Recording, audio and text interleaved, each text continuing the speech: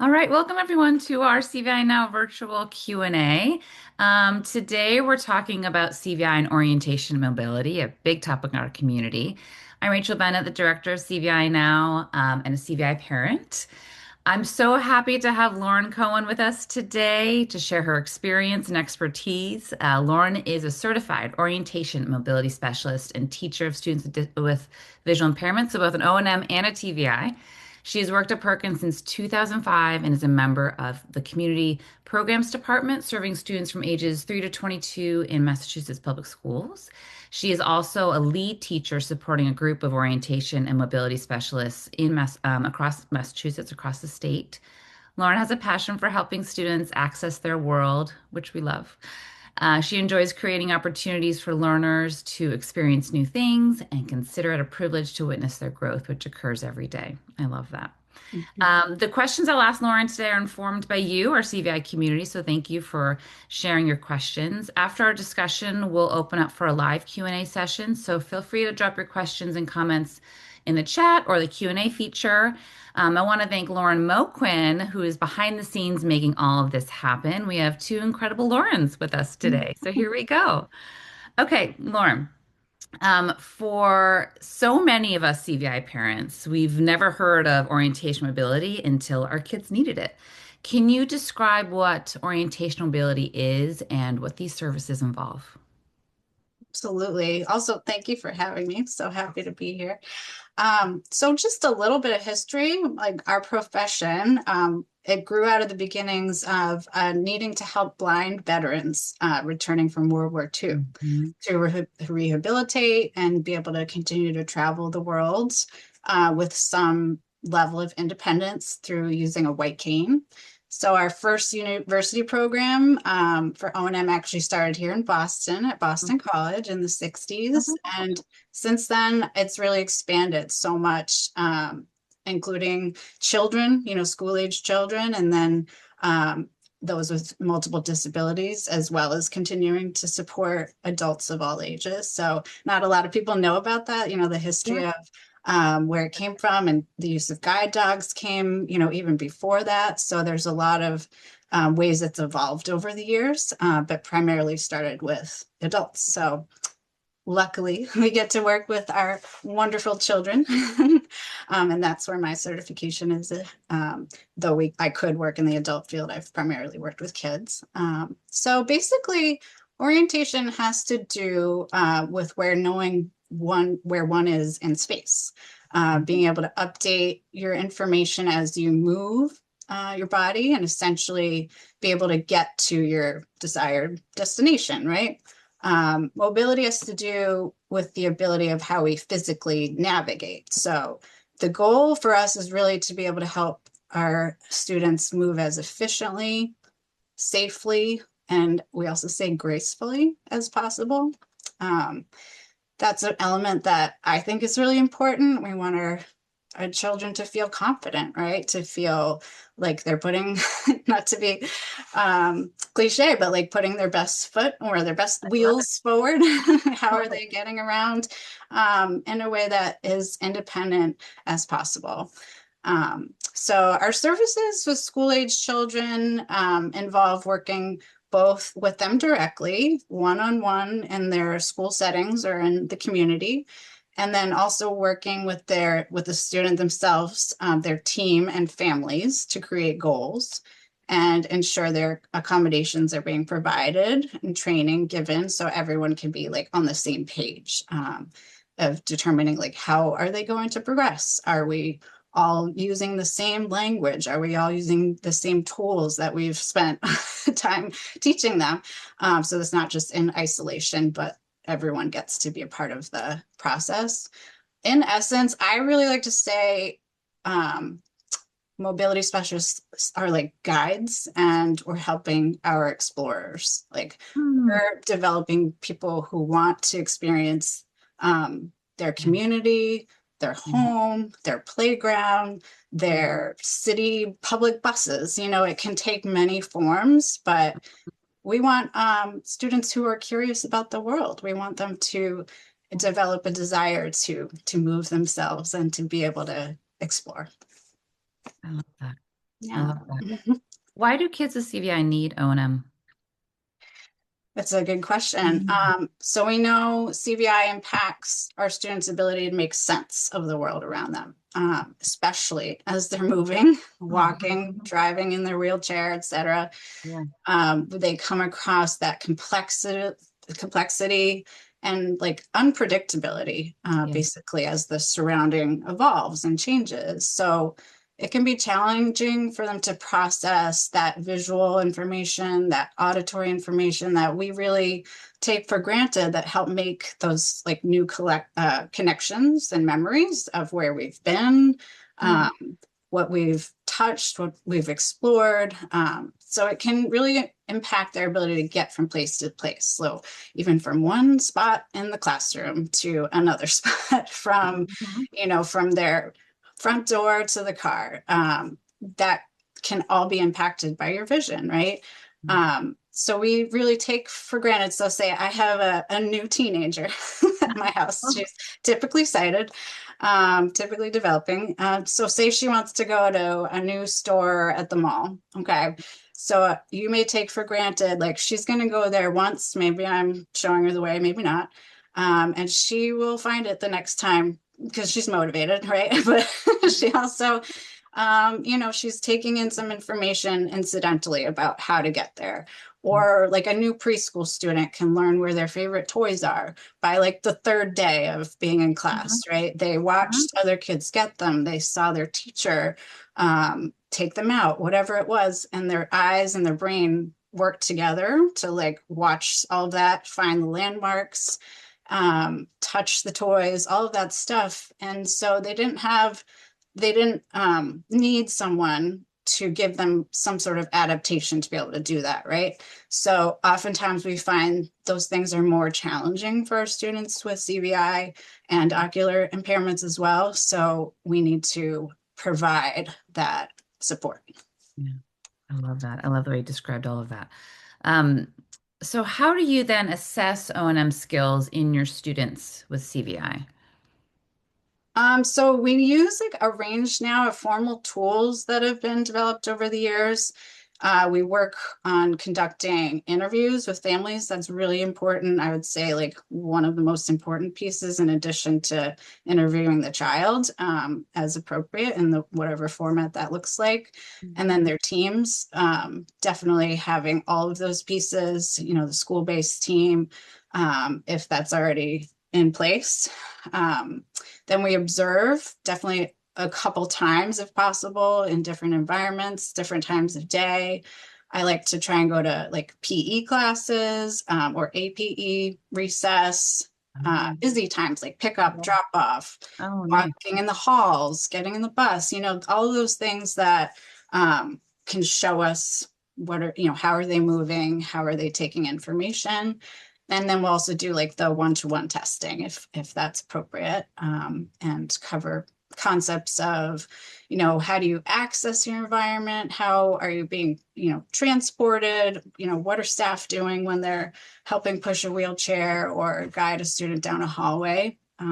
So I guess the concepts that parents, should really look for in a good assessment is like their ability to understand directions. If you say like go get that go get that piece of paper off of the shelf, um, what do they do? What's their response? Do they know even where to begin? Mhm. um, can they access the playgrounds? Like playgrounds are a huge part of a school setting, for especially for those younger kids. Like, do they get scared when they walk onto the grass? Can they get over from the sidewalk without stopping and, tripping? Mhm. Can they find their friends independently? Can they Mm. get to their cubby? I mean, think about how many times children are expected to move their bodies or be in different places through a school day. There's so much that we can observe and take in where it may not always be like obvious, and we feel like we're kind of just being kind of creepy and following kids around, but we're taking in a lot of stuff. So I also like to think about this now that we know more about 2D representation does a student access signage, like the Yeah. exit sign, the bathroom, the elevator? Are they working on recycling? Do they know where to put the paper? Um, and then how close do they need to be to see those things? Hmm. And then, of course, like navigating stairs, curbs, getting in and out of school vans or their parents' cars. So, we're looking at things like the visual behaviors, how do they use their limbs? Can they look and reach or look and step at the same time? Hmm. So those factors really are, those broad concepts, but I think most often what we're finding, I would say like the biggest challenges and the most information that we need to work on is the complexity and the novelty of the environment. When you're sitting at a desk Yeah. and you are, in a contained space, it's so much easier to control. Obviously, there's still going to be lots of movement in a classroom, Mhm. but um, once you get out into the world and you're moving around, there's so much less that we can predict. And so that's where we see a lot of the need. Right. We can't control every environment our kids are in. So Mhm. the world is Yep. clutter, right? Yeah. Yeah. Yes. There's lots of things moving around that they don't process. Thank you for that. I love those questions Yeah. that you asked too. It's just something as parents, when it's just not on the radar around how vision supports all of those skills and getting around in the environment. So just having those questions on the top of our mind are really helpful.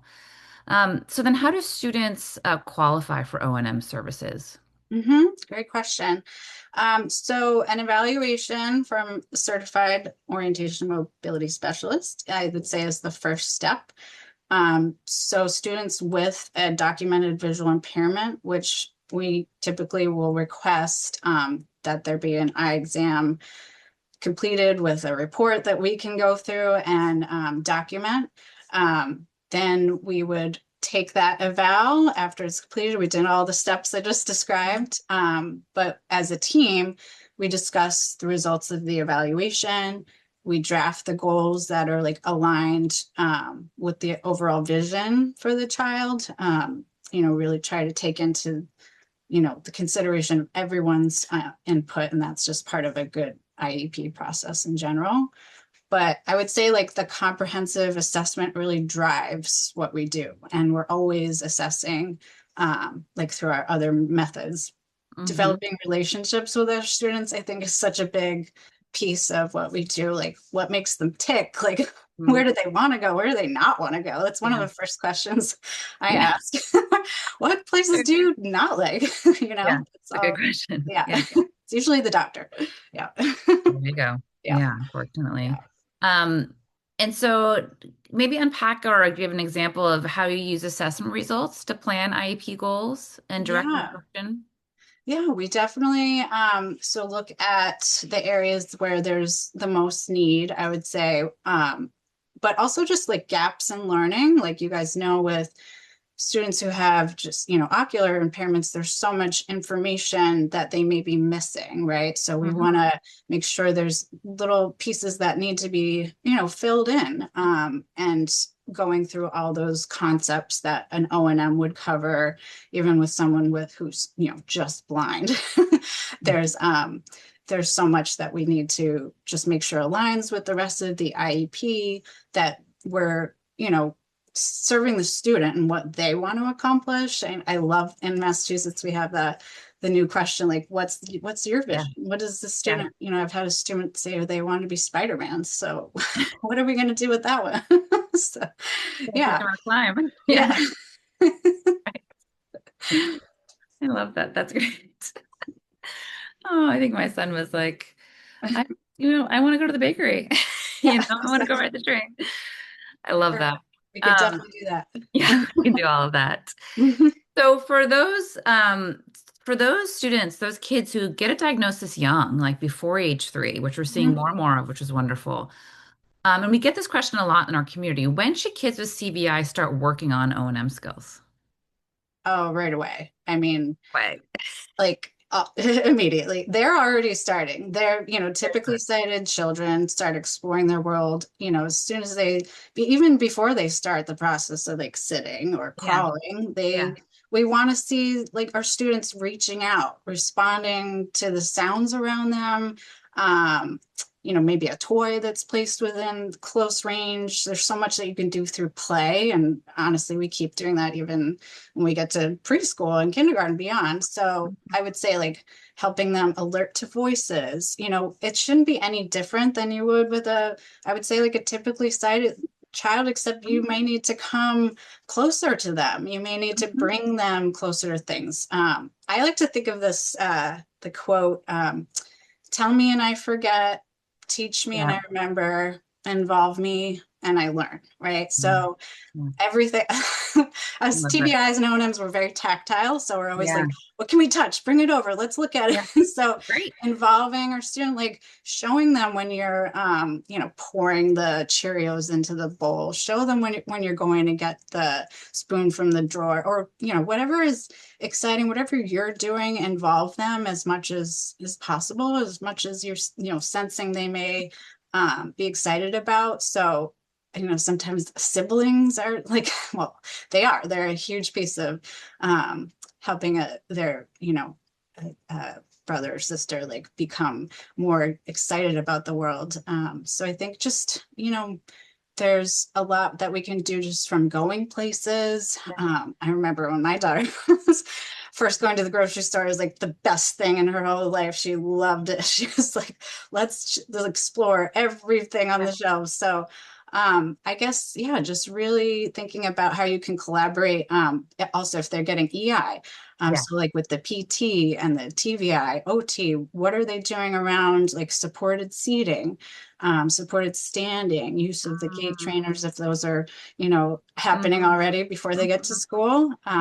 So yeah, just like narrating what's going on, Yeah, figuring out where they like to go, wherever, in their house they can access safely, of course. But yeah. yeah. Could parents do kids get O&M services in early intervention? No, which No. I still don't understand, to be Oh, honest.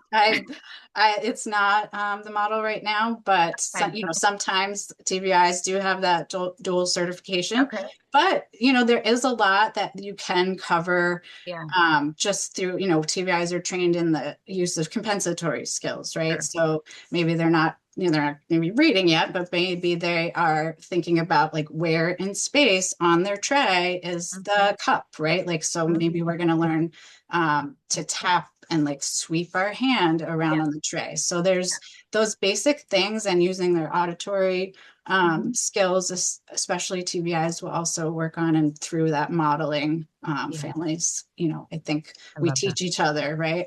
Yeah. Yeah. Oh, absolutely. Yeah. I love that. Yeah, just getting those compensatory skills. Well, all the sensory systems, engaged. So Yeah. when as they get older, when they're out there in the world, working with an O&M like you, they can really tap into the range of compensatory skills they've learned Yeah, around. That's absolutely. great.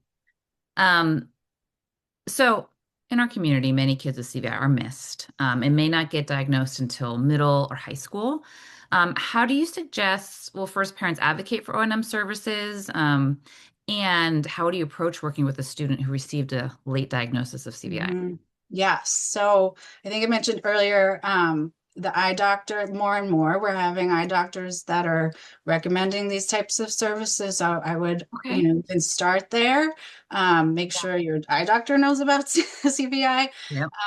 And then if you get that diagnosis, oftentimes it needs to be a specialized doctor, and people may have to travel to find them. Yeah. But I would also start if your child is like already getting any other special ed services, like, and even if they're not, request a meeting with the special education team. Like, can you help give that education to them? You may just need to have that dialogue about what it is. And if there is a TVI, they can be also another person to help refer Yeah. for the eval. So Yeah. yeah, just explaining like how does the CVI and the vision piece affect their ability to navigate. It's part of their disability, very much so. Yeah. And it relates to access to their environment, to their school, right? If they Mhm. can't get from the bus to their classroom by themselves, are they accessing? Like, are they Yeah. understanding where they are? So yeah, it's really about like providing resources, I would say, to them and becoming, partners in that process. A Yeah. lot of the times it's just that the school personnel may not know. They don't have have it out for you to not provide a service. They just Yeah. don't understand it, and they need that Yeah. education. And in my experience, and then Yeah. as far as like getting started with those kids who are getting, haven't had the services, again, I just look for the gaps in their learning and try to target those. Like, so what have they missed? And what's important right now? Like, where do we prioritize based on the IEP, with the type of setting, the things they're trying to access in their community? Mhm. So I try to work with everyone involved. It's not always easy, but that's like our best case scenario, I would say. Yeah. Um, and so O&M also can be overlooked for students who have complex motor needs, Yes. who may Mhm. use wheelchairs, walkers, or other assisted mobility devices. Why do they require O&M services? And how do you approach working with students with complex motor Yes, needs? I love this question. Um, so I would say like sometimes there's this unfortunate notion Mhm. that can also occur, with our students who don't have CVI, maybe just cognitive challenges, that, well, they're not going to go independently anywhere anyway. So why does it matter? And that's a sad thing to realize when that situation is happening. But sometimes it makes sense. Maybe they're really not being safe when they travel. Mhm. So anyway, I would ask really, does this child have like an intrinsic interest in moving their body? Yeah. Probably, yeah. Yeah, probably. Do they care like where they want to go? Do they need support to like develop that desire?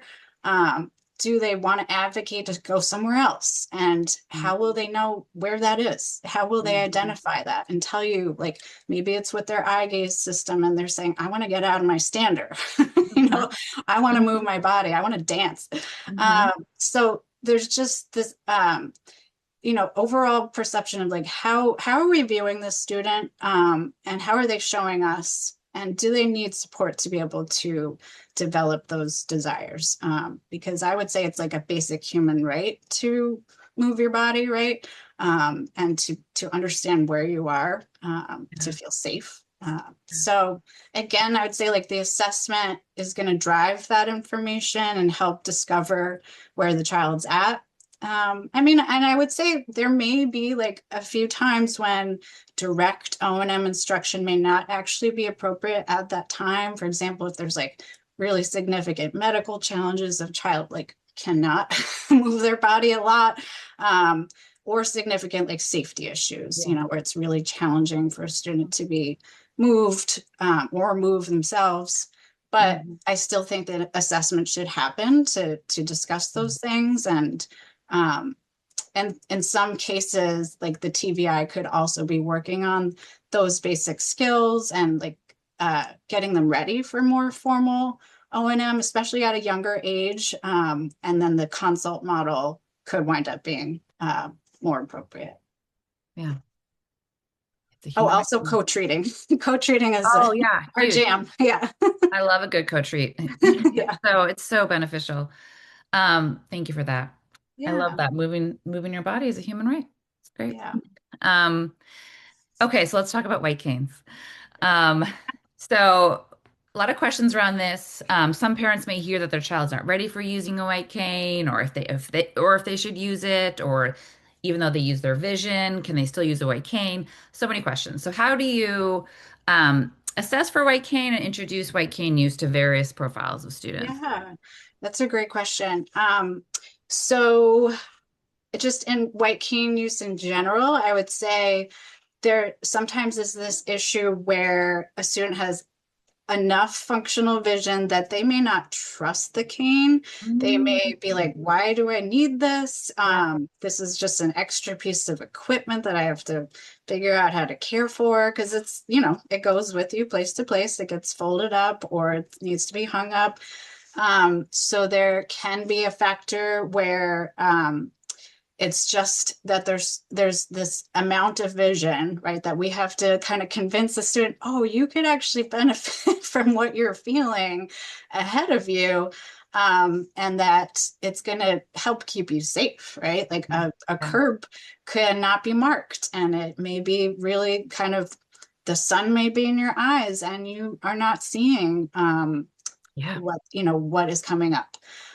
So, or a bump in a sidewalk. We have lots of special sidewalks in New England with tree roots breaking through them. So So bad. cobblestones.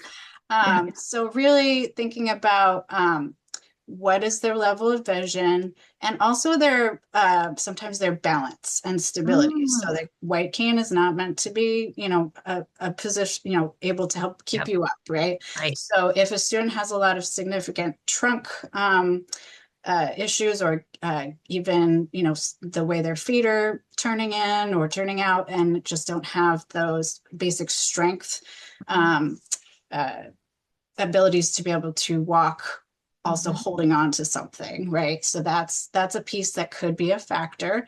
But Mhm. I also like to say, did you try it? We trial so many other pieces of equipment like Yeah. Yeah. AC, we go through very long trials. We go through, Yeah. we look at wheelchairs in a very specific way. So why wouldn't we look at a Mm, white cane and give them mhm. the chance to hold on to it and to see what it does for you, right? Yeah. And then we also use things called AMDs. They're adaptive mobility devices. So Mm, you can Google and see some of those. But yeah. our workshop at Perkins makes them for us in community programs. They're wonderful. And so those can be kind of like early, forms of using a white cane. And they have these frames that instead of just needing to hold on, because that grip that Yep. you need to use a weight can be challenging for some students. And Mhm. so it can be this sort of adapted way to introduce it Mm, first and then maybe build up to the weight gain. yeah. Yeah. That's awesome. Our Yeah. assistive device center at Perkins is incredible. Yes. Great They're the shout out. best. Um, Okay, so thinking about as students get older, right, increasing navigation demands, for example, class to class in a high school setting, or going to different extracurricular activities, sports, choir, all of that. Mhm. And just along with a desire to be more of their own person out in the world. You've mentioned this earlier.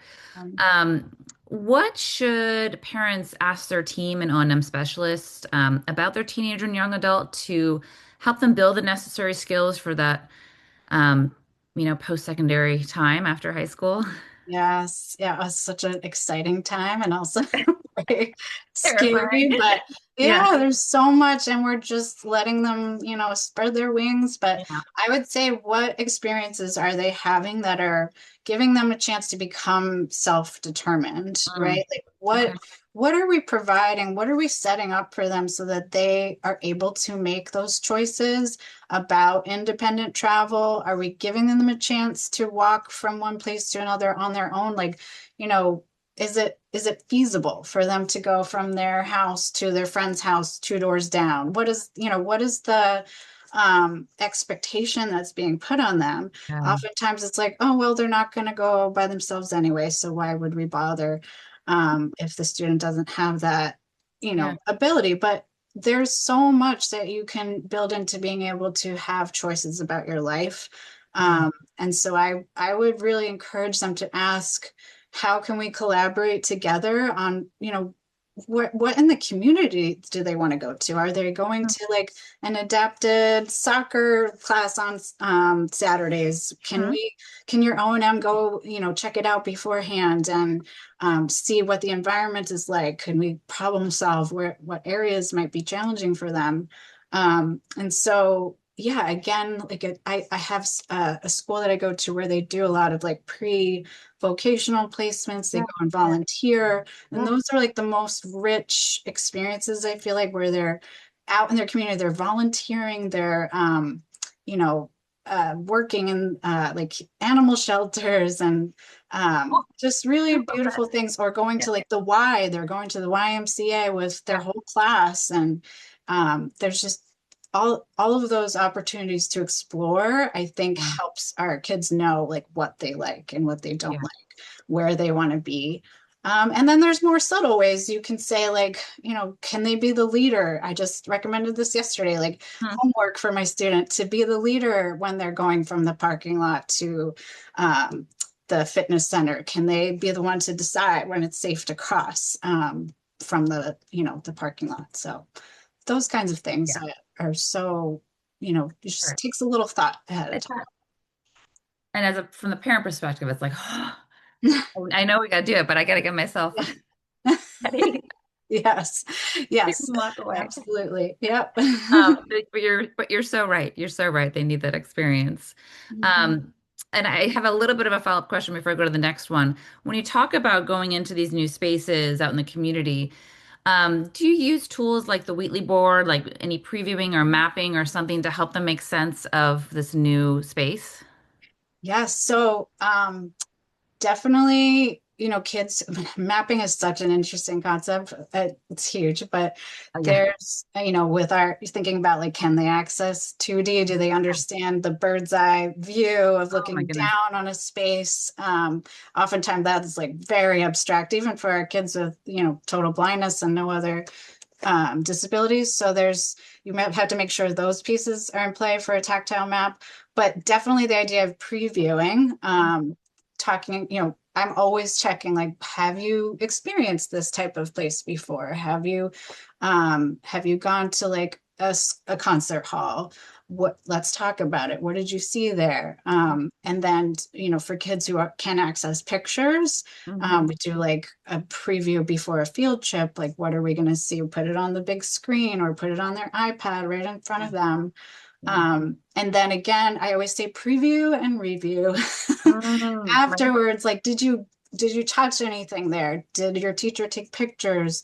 Can you bring Right. something back so that we can talk about it? And then Mhm. what I've really liked doing in the last couple of years is creating either digital or actual printed out books of like experience books of Yeah. where kids have gone, and letting them write it themselves or design it or whatever, but also just having it be like this intentional way to discuss with everyone in their life, like, this is where I've gone, this is what I've experienced, and I liked it or I didn't like it. That's great. Those can be the Yeah. doctor's office, they could be a really fun concert I went to. So yeah, Yeah. really effective. I love that. I love the review. I love that in experience books. Yeah. Um, okay, so we know that there's an O&M shortage, nationwide. So if our children don't have access to O&M services, how can parents seek out resources to be able to work with them at home? Yeah, that's a wonderful question. So I would say it's definitely it's expanding as far as like, the O&Ms you do have access to we're building all the time our knowledge. And I think you guys have been a really big piece of that too, like the CVI Center, CVI Scotland. There's just so much more that's being pulled in. And so those resources I think are very helpful, just knowing what O&M is, right? Being able to explain that. And to me, it's pretty basic once you get the idea. Yeah, yeah, It's not rocket science. Like, it's just being able to think ahead and knowing what it is we want to intentionally teach our kids, right? And where do they want to access those skills? So Mhm. I think having the resources is the first piece, but once you have that information and can Yeah, share it with people, you may yeah, not always get through to them, but at least you're trying. And then also educating our students, if they have that ability to advocate for themselves, and working on that if they don't. But hmm I have students who have icons in their AACs that say, like, I can't see it, bring me closer, something like that, where they're part of the piece of advocating. So that can start yeah, really, that can start at home. yeah. Mhm. Oh yeah, really learning to observe our children's behavior as pure communication is it takes Yeah. a while to build that skill set as a parent, right? But like once Yes. you once you really get it. And then to close out before I move to our questions that have been put in here, you know, how can we work on O&M skills naturally in our children's routines, like as a parent, it's like, oh, I don't know if I can do more homework, but like rebuilding in those morning and evening routines, the weekend routines, how can we naturally build those skills in? Yeah, so I would say just look for wherever you can instill that sense of independence, right? Yeah. So it can be as simple as like putting back, dropping the spoon into like the sink. It can be as simple as Mhm. getting your snack from the cabinet. Even if you're being wheeled up to it, can you reach up to it and find it and pull it out onto Yeah. your tray? Um, Yeah. it could be, choosing where we go on a Saturday. Like, where are we going to hang out? Are we going to the park? Are we going to the library? Like, what do you want to do? Hmm. So there's so many ways, but one thing I would say is if you can, don't stay at home all the time. I find that the families that get out there and just take their kids everywhere, I know it's not easy, but if having even the same place, I actually do recommend this, like go to the same place over and over so they can learn it. You might get bored, but they need that. They need the repetition. It could be as simple as going to the library. Yeah. What do they have there that your kid would enjoy? Oftentimes there's like crafts, there's concerts sometimes. The library is a wonderful resource. Museums are getting better and better about including kids in Hmm. general, but Hmm. play spaces, there's so many things, sports, concerts. It can feel like a lot, and I know that, but the more exposure, even if they go for 10 minutes, like I know it was a lot of That's effort it. to get there, but if No, they go and that's my they, life. yes, like Yeah. take that time and Yeah. let them try things. That's really the biggest piece, I think, that will help build, the visual library, the tolerance for things. Yeah. I love that. I love that. Thanks for sharing that. And it's true. I ride the train with Henry every weekend. Oh, there you They go. love it. But it's also the more that repetition, you just see that comfort come and that joy come through. So I love Yeah. it just as much as we can get out of the house. It is hard. Yeah. Um, that's a beautiful place to transition to the questions that have come through. Thank you all for these comments. Let's see. So, stairs. Question about stairs is the hardest for my daughter, especially down. We've been working on this for 4 years and it's still a struggle. Any Mhm. suggestions? And I know you don't know many specifics, but just in general, Yeah. how do you help, your students navigate It's stairs or a changing and really down? good question. I'm curious how old they are. Mhm. So one thing, I bring that up because I have found over the years, my students with visual impairments, all of a sudden their legs will grow. Oh, And some of this yeah. hesitation disappears. All of a sudden you're like, oh, this was hard for you because that depth that is already challenging for you seemed even bigger because your legs were very tiny. That's true. But for my older students, they This really need, child is 7 years old. Sorry. Go yeah. ahead. So they really need, if they have it and it's appropriate for them, a PT is like such a good collaborator for Yeah. stairs. Like they will go through things so methodically and they are so familiar with stairs, and especially if they've had a student who is visually impaired, they're used to the idea of like they need to be able to have a physical cue. Sometimes you're very lightly, but you're in front of them going down and you're like giving a little tap on the back of one of their legs. It's a very slow process. If there's stairs that are like, just a couple at a time, so it's like kind of low stakes, or even just Mhm. curbs, starting with curbs where Yeah. it's one step, and making sure it's familiar, it's quiet. Um, Honestly, that piece is huge. Like, is it a big echoey stairway that they're, Yep. trying to access in their school building? Is it at a time of day when they just came from a busy gym class? Like, that's probably not the best time to work on it. So there's like all these little factors that you want to make sure the complexity of what you're asking them to do matches like where their brain energy level is, their Yeah. ability to regulate Mhm. um, their senses. And it does take time. And I don't give up. Give Don't give up. up. Just keep working at it. Yeah. You will see the progress so like incrementally. Um, Mhm. but that's also why, we do have elevators. It's not great Yeah. optional all the time, but Yeah. there, hopefully your school building has what they need to make it accessible for your student. But that's a piece that we do talk about choices and Mhm. are we gonna force them to do the stairs after this really hard time of the day, or can we find an alternative? But I would say, like, over the years, I've seen it happen so many times where we're like, they're never gonna get stairs, and then it happened, and they're Mhm. walking, they're reciprocating their feet, and they are Wow. so much more Yeah. confident. It doesn't Good look the data. same as everyone else, but it's still they're doing it. Yeah. Yeah. And this parent said, I give her a choice with the ramp and stairs, which is Mhm. great. I Yeah. noticed that there's a lot of compensatory skills that we see too, like the heel dragging on the edge of the stairs, that reliance on the railing, that toe tapping to make sure the stairs are done, the white cane. So I can see like there's a lot of compensatory skills our kids use to Yeah, navigate yeah. And again, down. it may not look like they're not going to be flying up and down them, and that's okay. As long as they're accessing and they Yeah. are using those strategies to their benefit, right? Yeah. That's what we want. Yeah. Um, Another parent shared that their district went and painted all of their steps to help with depth perception, and it actually helped many other community members too. Mhm. So Yeah, yeah, that's the thing we find we over all and need over. It's access. like, oh, look at that. It helps more than one person.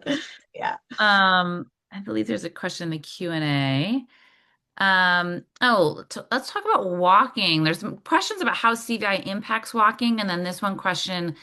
Their child's 7 also, and never looks down while walking. He walks independently. What accommodations can help encourage him to use lower field or compensate for him not using his lower field? Mm-hmm. Yeah. So I would say, first of all, CVI absolutely impacts walking. It's Yeah, so common for our students to not access their lower visual fields, and students who are driving their wheelchairs, stuff that's below them, it's going to be harder to see anyway once they come up to it because right. sometimes they have a tray or their feet are blocking it.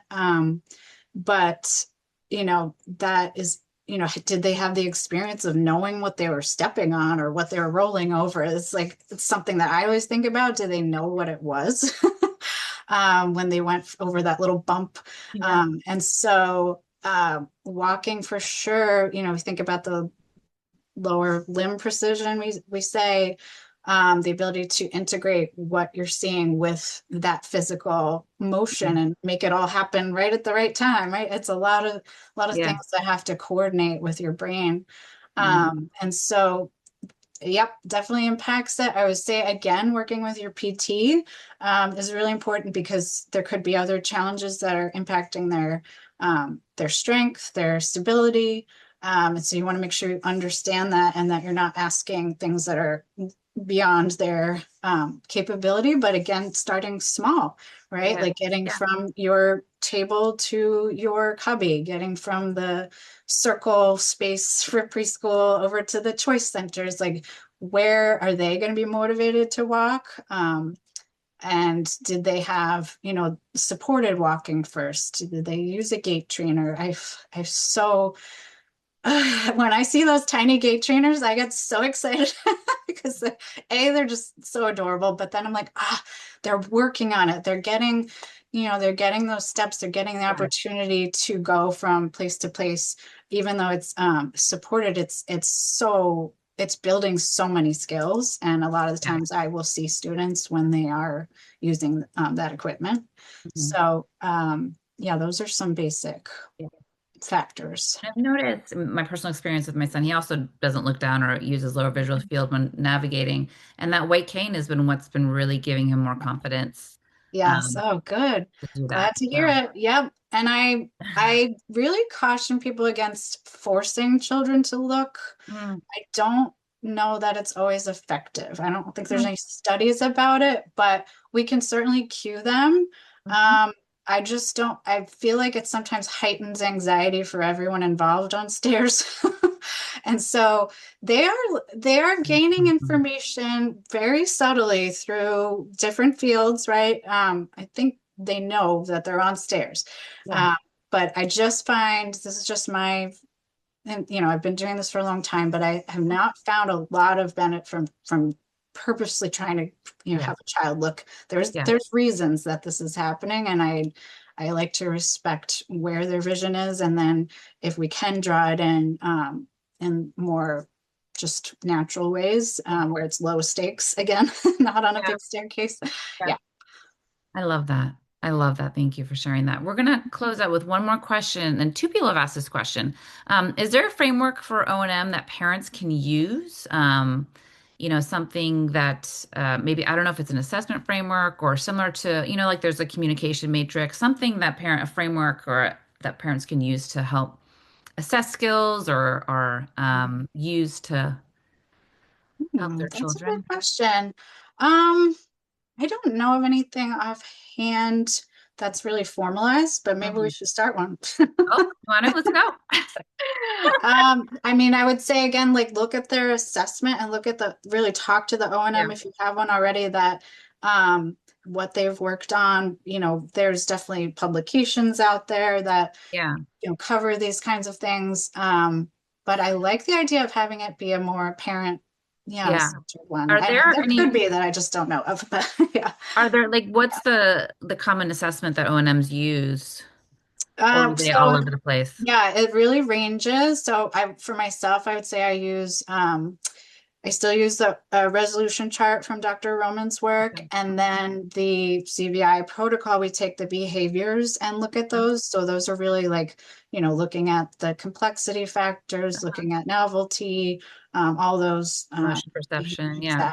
exactly. Yeah. And so, I mean, from there, you can kind of extrapolate what they might need to work on. But Yeah. yeah, having it be a discussion with the team members, I think is huge for that. Yeah. Okay.